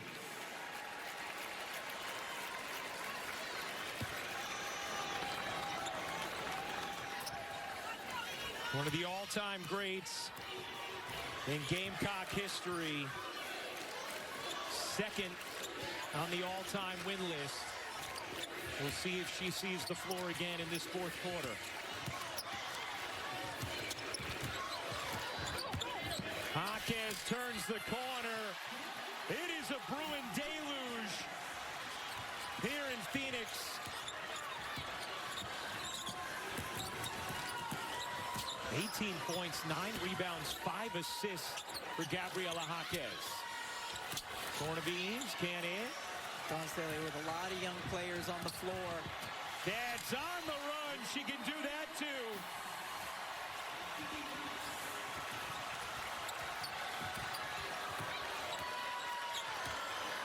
Yeah, Maddie McDaniel, Agat Makir, Alicia Tornabees, Miriam Dowda, Isla McDowell all getting time here as Makir, who you are going to be watching a lot of over the next few years, buries the jumper. Makir just 4 points away from scoring the most points off of the bench in a single NCAA tournament ever.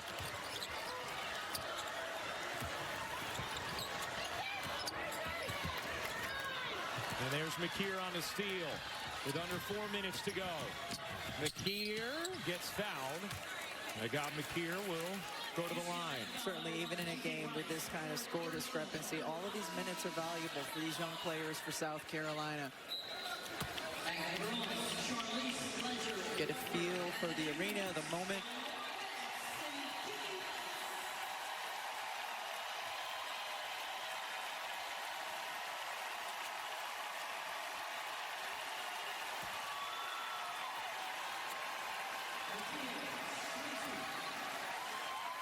These seniors completely changed this program. Lauren Betts and Kiki Rice The seniors of UCLA have scored their last 170 points. Corey Close pointed out earlier in the week that Lauren Betts may not have transferred from Stanford to UCLA if it was not for Kiki Rice. She was a player that Betts wanted to come play with. And those two about to become national champions. The top 2 rated recruits in their high school class, and what a journey they've gone on together. Jaquez keeps it alive because of course she does.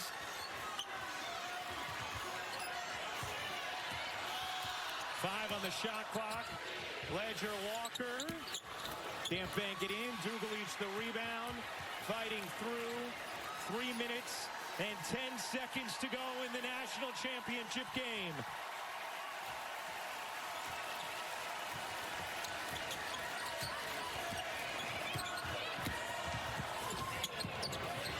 Jaquez, you bet! A little cherry on top.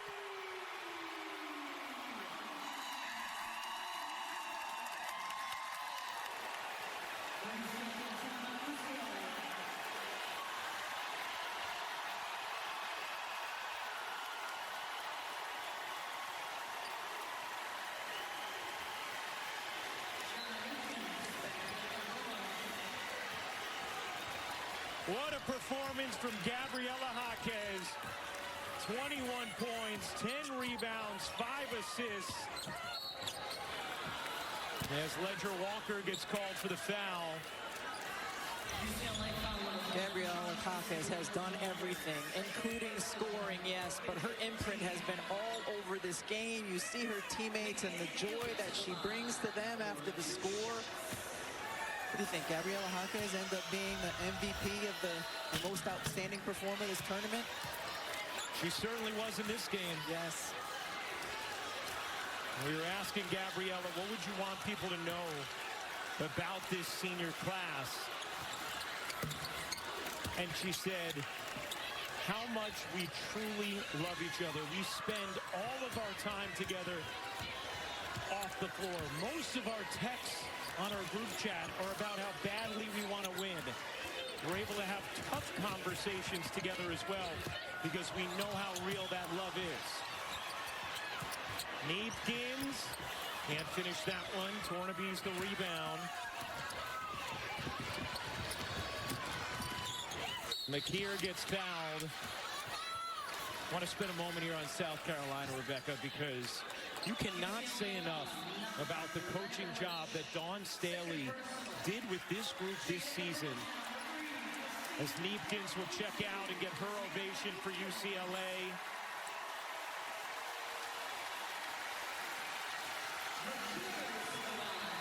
Dawn was honest with us yesterday. We said, did you think this was a team that could get to a national championship earlier in the year? And she said, with a big smile, no, I didn't. We couldn't quite get all parts of our game to mesh. But after that SEC title loss to Texas, we figured it out as a group. Remember, this is a South Carolina team that has been without Chloe Kitts, one of their top players all season because of a torn ACL. Ashlyn Watkins not with the program this year. She had been one of their top players in seasons past. And yet Dawn still able to navigate with this group to this game for a third straight year. And figuring out how to play to her team's strengths. This is a team and a program in South Carolina that historically has been big dominant, playing high-low action. We saw different kind of offensive schemes and sets from them this year that fit their personnel better. Certainly saw them just continue to grow and improve throughout the course of the season. Today is not a great representation of how they were playing throughout the course of the latter part of the regular season and into the tournament. And what they did, snapping the 54-game winning streak against UConn in the semifinals. 1 minute and 30 seconds to go. UCLA will have gone through this Final Four never trailing to Texas or South Carolina. And our colleagues, Carolyn Peck, Stephanie White, about to have some company as UCLA will become just the second Big Ten team to ever win an NCAA championship, joining Purdue in 1999. As Miriam Dowda hits the three.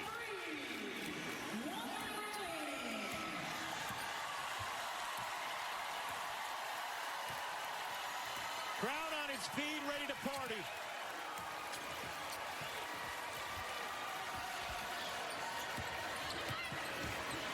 Muse can't finish. Tornabee's the rebound, under 40 seconds to go. And Tornabee's throws it away. About a 6.9-second differential game in shot clock.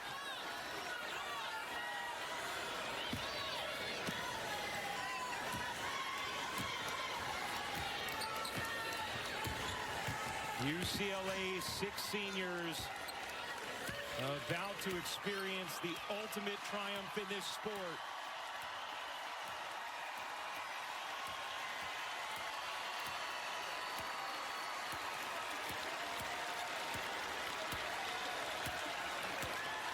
Ledger Walker will take the violation. Have to have one more inbound here.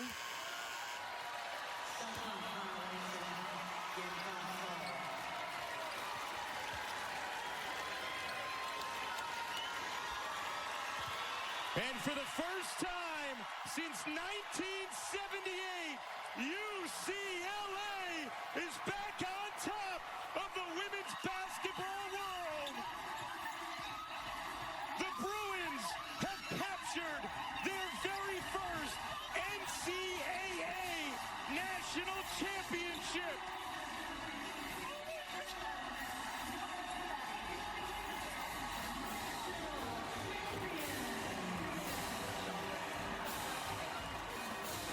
Led by 6 seniors. What an incredible season for UCLA. Only one loss along the way, back in November to Texas. They were able to avenge that loss, come back here to the Final Four, make it to the championship game, and then have an epic performance while here, all of their players stepping up, feeling comfortable in the moment.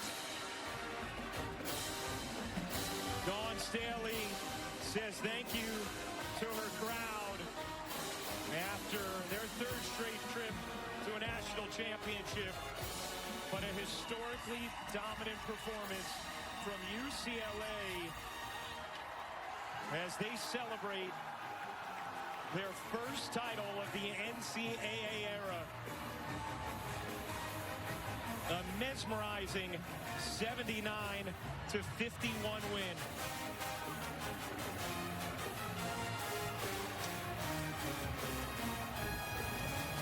And Corey Close with Holly Rowe.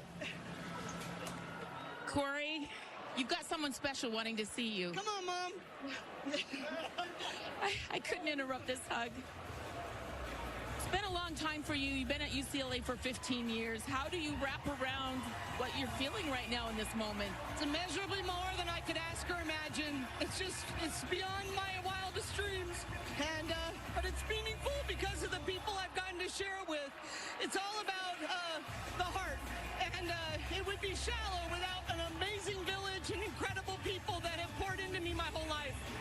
These players showed up today and absolutely put on a clinic. What were you watching out there when you saw them dominating in this fashion? Connectivity, attention to detail. You know, I looked them in the eyes before the locker room and before the game, and I said, I'm so proud to be able to say this, because all year we've been saying the talent is our floor, but our character will determine our ceiling. And I'm just so confident in their character, and that's what determined how they played today. Corey, you have done this your way, your unique style of coaching. How does that make you feel that you did not waver from who you are and how you want to do it? It was a calling. It was the calling that God told me to do it this way.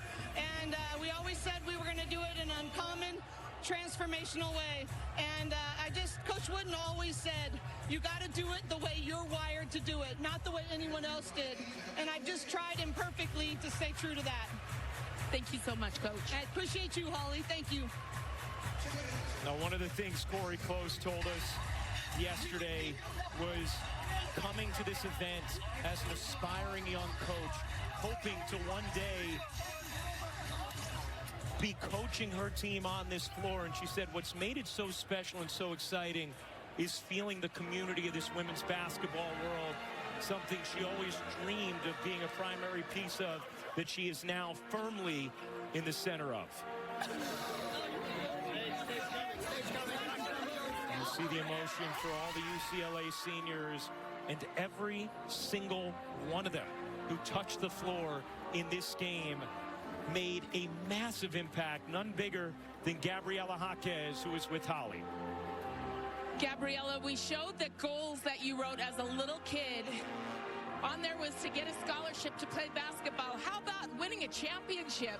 That was definitely a goal. Definitely wrote that one down too. I knew we were going to do it. Coming to UCLA, we all set out for a goal. And I imagined this moment. I imagined it so many times. And I'm just so, so proud. What did you imagine? Crying a lot, the confetti, all the fans being here to support us, my family being here, it just means everything. Celebrating with this group, like, oh my God, I'm so happy. I saw you turn towards the end of the game and look up to the stands and see your mom. She's up there crying, your brother, your father. What moment did you share with them? Very special moment. I love my family so much. They've supported me every step of the way. My mom was bawling before the game started at the send-off. And I was like, Mom, me too, but not yet. Like, I can't cry yet. It's just been so emotional. This being my last time I wear this uniform is making me really emotional too. But to finish like this means everything. Gabriela, what does it mean to you that you're going out as the winningest player to wear this uniform?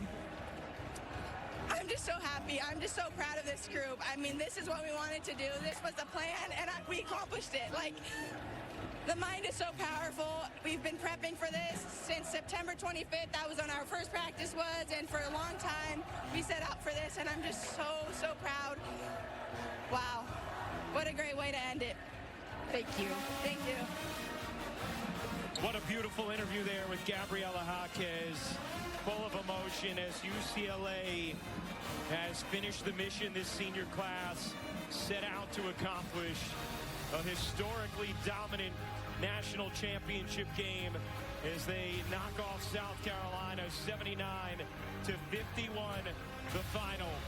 We'll be back with the trophy presentation after UCLA's first title in the NCAA era.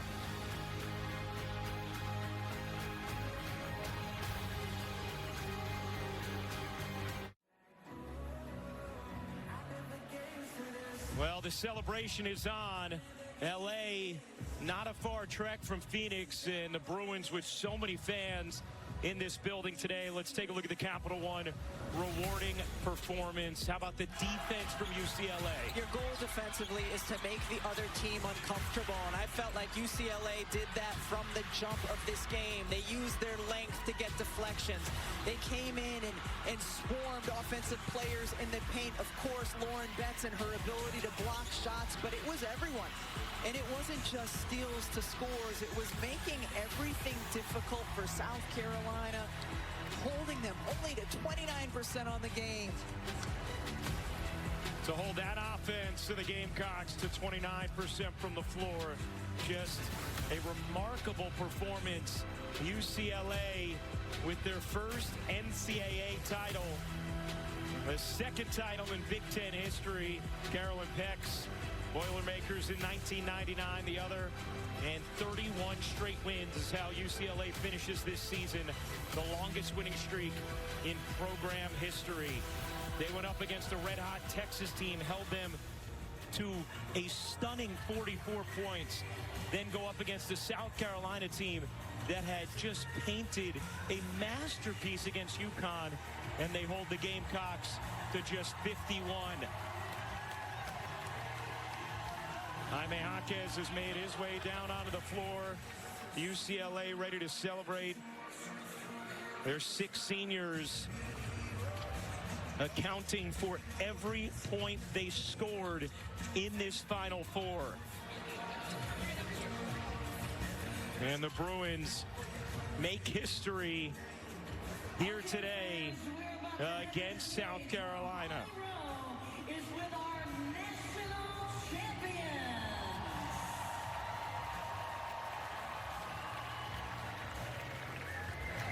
Every point scored in this Final Four from seniors for UCLA, first team to ever accomplish that. Time for the trophy presentation. Here is Holly Rowe. They're both ways. They're both ways. Well, thank you so much for joining us for our trophy presentation. What an incredible tournament run this has been for all of the women and all of the teams, and we are so grateful for your support, the fans, and all of these fantastic athletes. I am now joined by Lynn Holzman, the Vice President of Women's Basketball for the NCAA, and our Division I Committee Chair, Amanda Braun, who will now present our trophy. On behalf of the Women's Basketball Committee, I'd first like to extend congratulations to South Carolina for an excellent season and a great effort today.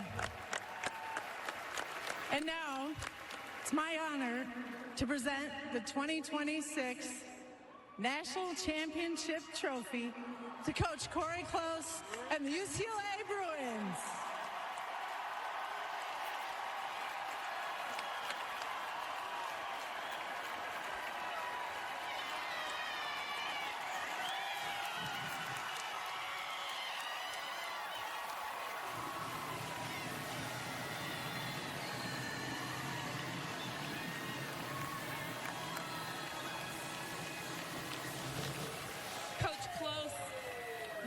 Team that has been fueled and driven by seniors who decided to stay and pour into getting better.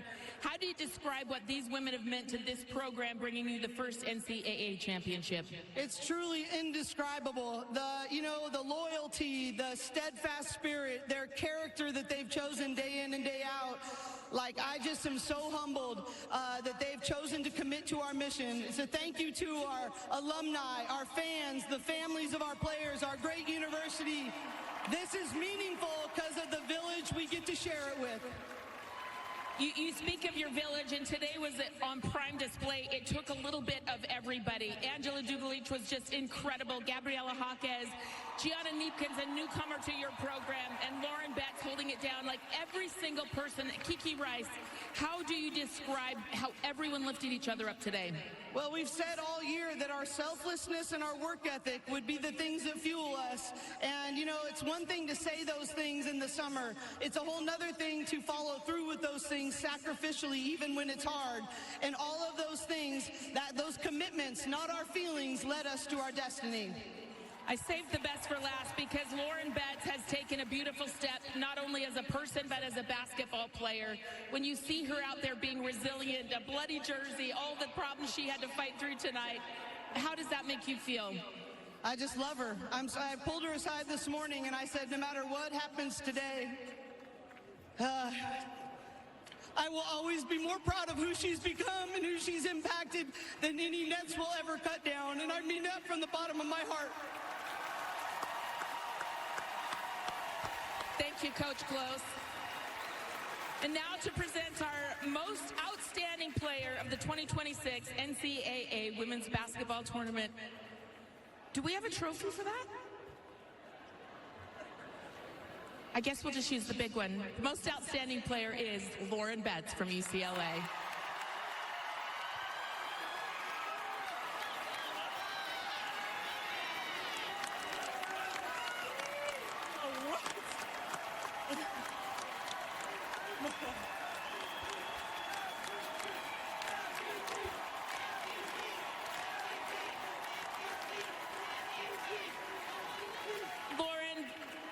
This was a tough game for you. You are battling in the post. Every moment on a court is hard. So many people around you. How do you keep your poise and composure in these difficult moments? You know what? It's nothing new. I get beat up pretty much every single game, so I think it's just having mental toughness, believing in my teammates, knowing that they're going to get me catches, just continue to work hard. I do it for my teammates. I don't do it for me. It's not to get points. It's to create. You have a special teammate standing right behind you, your sister. I can't imagine how cool this is. You chose to stay another year to be here on this stage with your sister. What is it like to actually have that come true? She's going to make fun of me because I'm crying. I really can't even put it into words, man. having your own family on the team is something that a lot of people don't get to experience, and I'm so grateful for her. She's made the season my favorite season I've ever experienced, and she's my best friend. I'm just so happy for our family and for her. It's amazing. Okay, you can tease her because I think she's crying too. Lauren, Coach said she's more proud of you, who you've become as a person. You have impacted so many lives with your decision to be public about your own personal struggles. What have you done to grow the most as a young woman? Ooh, sorry. Man.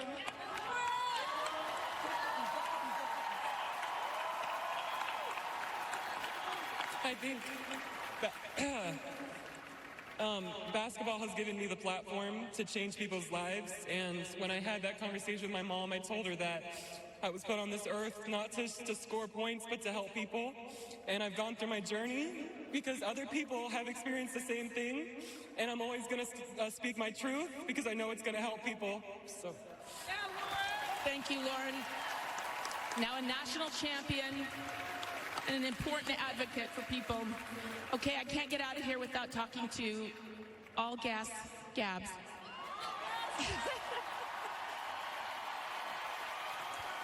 Gabriela Jaquez, your performance coach told me that in the last game, your output on their measurement device was that of 2 players. I think tonight it was 3. How were you able to be everywhere all at once for this team?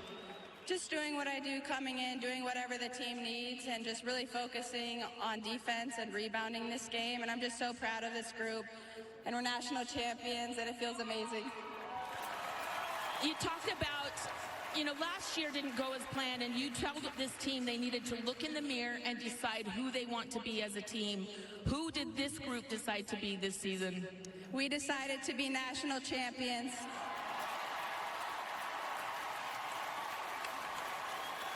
I think it's the mic drop moment of the day, so thank you so much to you, all of you, for coming, all of our fans, to ESPN. I do want to say one last name. Without Pam Walker, nothing happens for Bruin basketball. And if you know, you know. Congratulations to the 2026 national champions, the UCLA Bruins.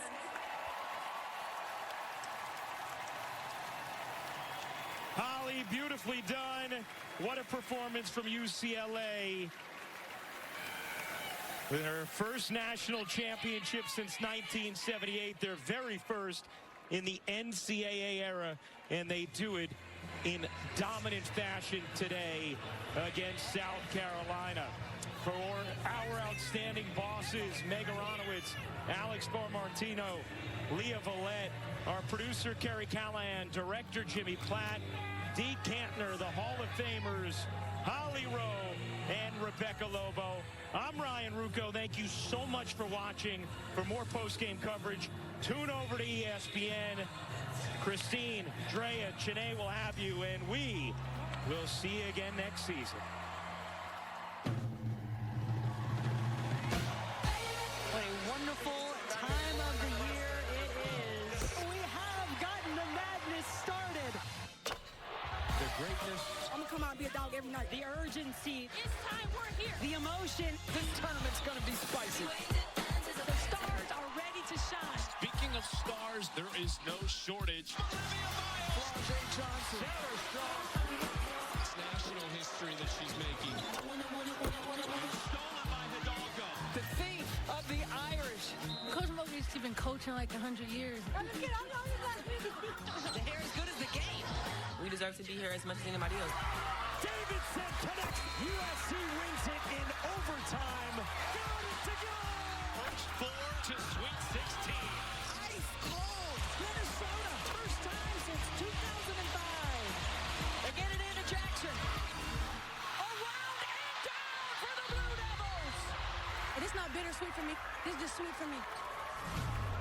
I'm proud to be your coach. This is incredible. I can go on and on about Rory Harmon.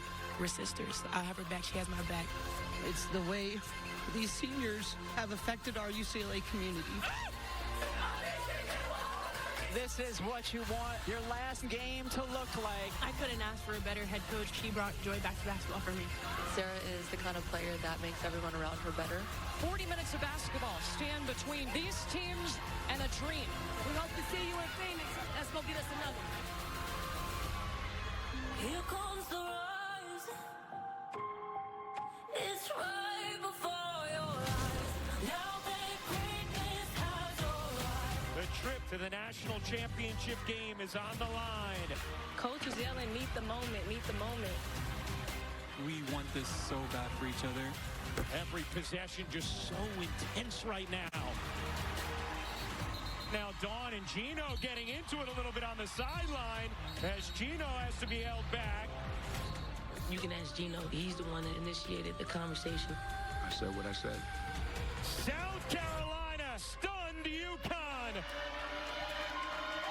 I mean, obviously this isn't how I wanted my career at UConn to end, but I have so much to be grateful for. Now that It's a one-possession game. Lauren Betts with a block for the ages. UCLA can't taste it. On a night like tonight, I couldn't be more proud of my kids. The Bruins will play for a national championship for the first time. I'm playing for the national championship.